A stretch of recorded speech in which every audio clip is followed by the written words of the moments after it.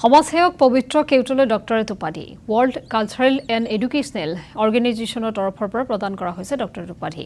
সমাজসেৱা, শিক্ষা, সংস্কৃতি আৰু সামাজিক ক্ষেত্ৰলৈ আগবঢ়োৱা অৱদানৰ স্বীকৃতি হিচাপে এই সন্মান প্ৰদান কৰা হয়।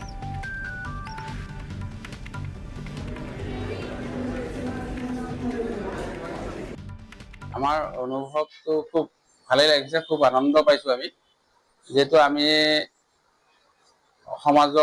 সমাজক আগবাঢ়ি যোৱাটো বিচাৰোঁ। যিখিনি গৰীব দুখীয়া মানুহ আছে, সেই দুখীয়া মানুহখিনিও যাতে যিখিনি মানুহৰ টকা পইচা আছে, ধন সম্পত্তি আছে, তেওঁলোকৰ লগত হাতে হাত মিলাই যাব পাৰে।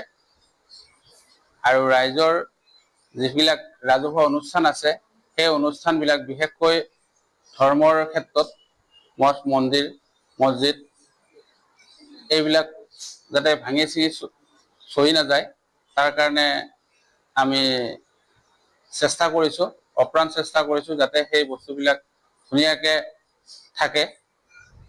আৰু সেইদৰেই আমি সমাজৰ সেৱাৰ প্ৰতি আগ্ৰহ হৈছোঁ।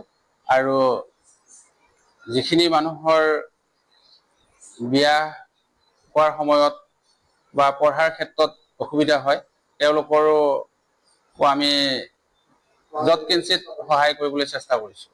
প্ৰডাকশ্যন হাউচটো আমাৰ এতিয়া আৰম্ভহে হৈছে, খুব বিশেষ আগবাঢ়িব পৰা নাই। আমাৰ চিনেমা এখনো কৰা হৈছে, আধৰুৱা হৈ আছে। খুব কম সময়ৰ ভিতৰতে আমাৰ চিনেমাখন আগলৈ উলিয়াই দিম বুলি ভাবিছোঁ।